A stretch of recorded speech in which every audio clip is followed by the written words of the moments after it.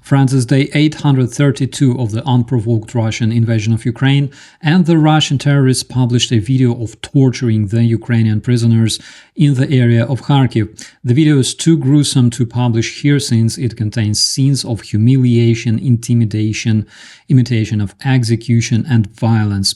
One of the Russian terrorists on the video has been recognized through his social media. His name is Alexei Kiprin, 32, from St. Petersburg, known among his Russian comrades under the nickname Bars.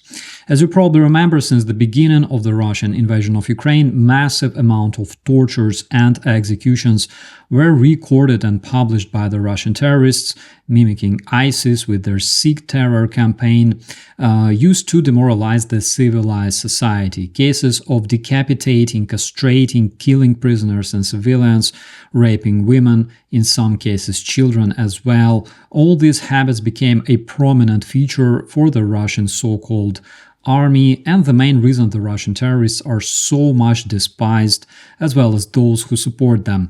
Just to remind you, Russia was among the countries which signed Geneva Convention, but that's exactly the reason why Russia never complied to it. As of this moment, representatives of the International Red Cross haven't been allowed to see the Ukrainian prisoners on the Russian territory because the international monitoring and humanitarian missions are banned by Russia, again copy-pasting terrorist regimes like ISIS or Taliban. Another subject that didn't attract much attention took place in Paris 4 days ago, when French police arrested another Russian terrorist who planned a terrorist attack during the Paris Olympics. Just like the terrorists who planted a bomb during the Boston Marathon in the US 11 years ago, the attack in Paris has been prepared by a Russian terrorist from Chechnya. As far as I remember, the terrorists who were involved in shooting at Charlie Hebdo were also connected to the Kadyrovites. Additionally, several Russians were arrested in Prague, Czechia, for attacking people who volunteered for Ukraine. A video of this attack was published by the witnesses on Twitter and in other social media. Italy is preparing to deliver another SAM-PT air defense system to Ukraine. The government of Italy will make it possible after G7 summit, which before Russia's invasion of Ukraine was known as G8. The Ukrainian HIMARS hit the Russian air defense system in the Russian Belgorod used to launch missiles at Kharkiv. The footage from the ground shows the first results of the strikes on the terrorist military targets after Ukraine has acquired permission to use Western weaponry to protect its civilians. Defense Minister of the Netherlands also confirmed that his country approved using the Dutch F-16 jet fighters to strike military targets on the Russian territory, which is a crucial measure to save Ukrainian lives, since Russian terrorists broadly use missile systems like S-300 and S-400 to kill Ukrainian citizens.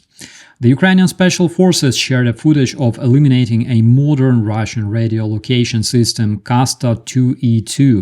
It has been adopted only recently by the Russian invaders, and according to the Ukrainian Special Forces, it was destroyed also using a new weapon utilized by the Ukrainian defenders.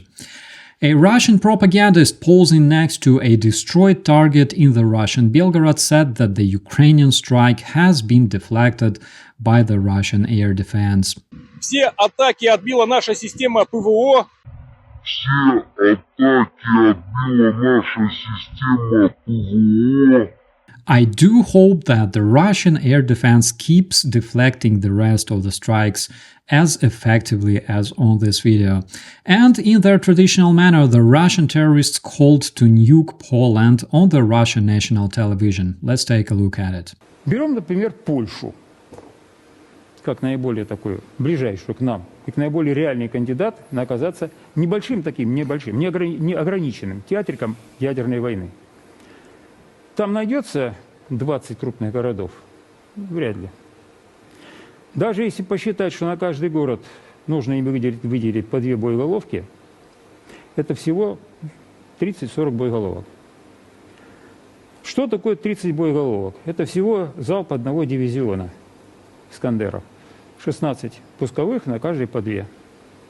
Подлетное время 5-6 минут, подготовка полетных заданий, одни там готовятся на месте, 3 минуты, 5 минут развертывания, 10-15 минут, и Польша как государство, а поляки как народ исчезают с лица земли вместе со своим языком.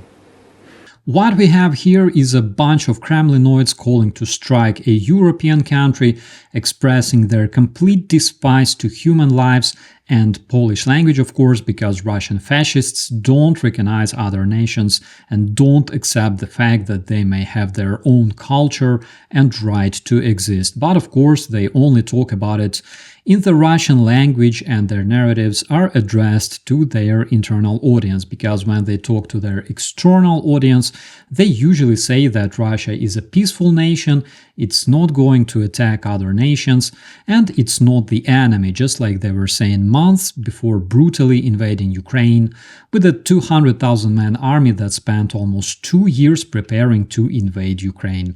You cannot trust terrorist regimes, you cannot let them bullshit you, and this is our duty to expose the true nature of the Russian terrorism to the international society and raise awareness to make sure Kremlin, with his sick ideology of Ruski Mir, will be defeated.